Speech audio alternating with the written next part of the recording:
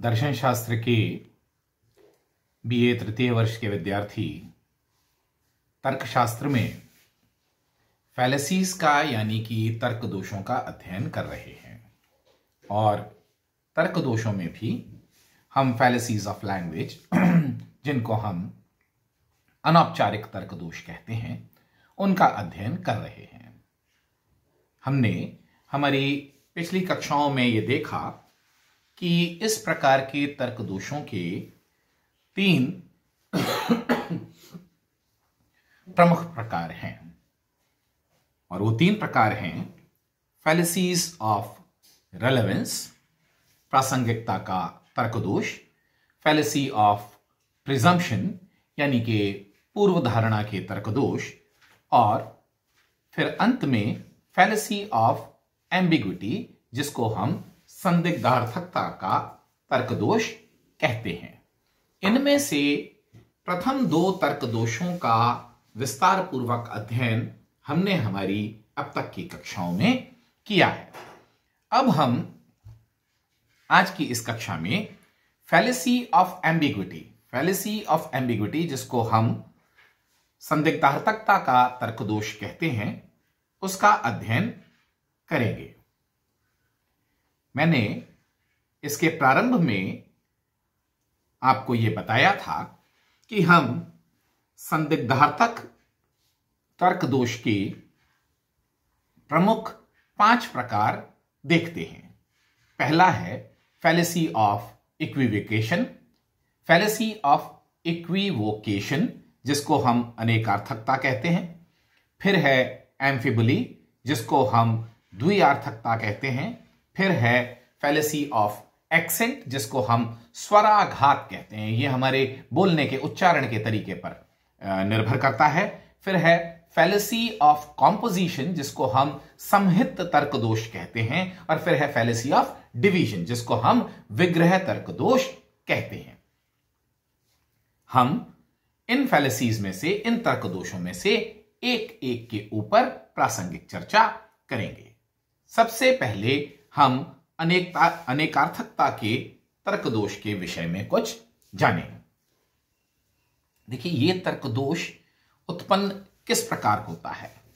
जब एक ही शब्द के अलग अलग अर्थ होते हैं और हम उन अर्थों में भेद नहीं करते हैं, तब यह तर्क दोष उत्पन्न हो जाता है। ऐसा नहीं है कि शब्दों के अनेक अर्थ नहीं होने चाहिए या अनेक अर्थक उपयोग नहीं होने चाहिए। दिक्कत कहां आती है? जब हम एक अर्थ को दूसरे अर्थ से भिन्न नहीं करते हैं।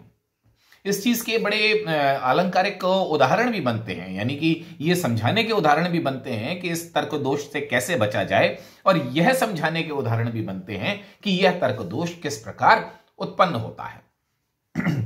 एक पुरानी कहावत है कि पहुंची जो हमने भेजी थी वो पहुंची के नहीं पहुंची, जो आ पहुंची हो वो पहुंची, तो लिख भेजो कि आ पहुंची। अब यहां पर ये जो पहुंची शब्द है इसके हर उपयोग अलग अलग है। पहुंची जो हमने भेजी थी, पहुंची शायद एक आभूषण है उसका जो शायद कलाई में पहना जाता है, कि पहुंची जो हमने भेजी थी वो पहुंची के नहीं पहुंची, इट रीच्ड और इट डिड नॉट रीच। और जो आ पहुंची हो वो पहुंची, तो लिख भेजो कि आप पहुंची। इंटरेस्टिंग है, मुझे लगता है। तो इस प्रकार से यदि यहां पर पहुंची शब्द को हम उसके अलग अलग अर्थों में नहीं रखेंगे तो संभवतया हम इस पूरी बात का अर्थ नहीं समझ पाएंगे। Many words have more than one literal meaning. कई शब्दों के अनेक वास्तविक या शाब्दिक अर्थ होते हैं। Fallacies arise when two or more meanings are implied in the same context. हम उनको एक ही तरीके से एक ही संदर्भ में इस्तेमाल करना तो एक बात है, लेकिन एक ही संदर्भ में भी उसके जो दोनों अलग अलग निहितार्थ हैं उनमें भेद नहीं करने से यह तर्क दोष उत्पन्न होता है। अंग्रेजी में यदि हम इसका उदाहरण देखें जो आपकी पाठ्य पुस्तक में दिया गया है, really exciting novels are rare. जो रोमांचित करने वाले उपन्यास हैं वो रेयर होते हैं, कम होते हैं। But rare books are expensive. और जो रेयर पुस्तकें होती हैं, जो कम उपलब्धता वाली पुस्तकें होती हैं, वो महंगी होती हैं। Therefore really exciting novels are expensive. अतः हमको ये मान लेना चाहिए कि वास्तव में रोमांचित करने वाले उपन्यास महंगी पुस्तकें होते हैं, जबकि यहां पर कहने का अभिप्राय यह नहीं है कि रोमांचित करने वाले उपन्यास हमेशा महंगे ही होते हों। एक हमारे यहां कवि भूषण हुए और उन्होंने एक कविता लिखी, और जो मुझे लगता है कि इस प्रसंग में काफी ठीक बैठती है। विद्यार्थियों को इस प्रकार से देखना चाहिए। यहां पर बेर शब्द का या नगन शब्द का इस्तेमाल किया गया है। नग्न शब्द हम नगीने के लिए भी इस्तेमाल करते हैं और हम वस्त्रहीनता के लिए भी इस्तेमाल करते हैं। 3 बेर खाती थी वे 3 बेर खाती हैं, जो दिन में 3 मर्तबा 3 टाइम्स खाना खाती थी, अब वो 3 बेर खाती हैं। बेर वो जो एक छोटा सा फ्रूट होता है, फल होता है, जो 3 बेर खाती थी वे 3 बेर खाती हैं, नगन जड़ाती थी वे नगन जड़ाती हैं। अब वस्त्रहीनता की स्थिति में वो ठंड को बर्दाश्त करना पड़ता है। तो यहां पर नगन शब्द और जो बेर शब्द है उसमें यदि हम उसके दोनों कंटेक्स्ट में, उसके दोनों संदर्भों में या उसके दोनों निहितार्थों में हम भेद नहीं करेंगे विद इन द कंटेक्स्ट, तो हम इस फैलेसी को कर बैठेंगे। एक और उदाहरण जो आपकी पुस्तक में है, the end of everything is its perfection. हर चीज की परिणति उसकी पूर्णता है। Death is the end of life. और मृत्यु जीवन का अंत है। देखिए, एंड शब्द को इस्तेमाल किया जा रहा है यहां पर, एक जगह परिणति या लक्ष्य के रूप में किया जा रहा है और एक जगह अंत के रूप में किया जा रहा है। The end of anything is its perfection. Death is the end of life, therefore death is the perfection of life. किया क्या? जो एंड के 2 अलग अलग अर्थ हैं, एक लक्ष्य के रूप में, प्रयोजन के रूप में, उद्देश्य के रूप में, और दूसरा अंत के रूप में, इन दोनों अर्थों में भेद नहीं कर पाने से हम क्या कह रहे हैं कि किसी भी चीज की पूर्णता उसकी परिणति है, और क्योंकि जीवन का अंत मृत्यु है, एंड शब्द का इस्तेमाल हुआ यहां पे भी, अतः मृत्यु जीवन की पूर्णता है। पूर्णता का मतलब यहां पर उसका समाप्त हो जाना नहीं, बल्कि उसका अपने उत्कृष्टतम रूप को प्राप्त कर लेना। लेकिन ऐसा नहीं है।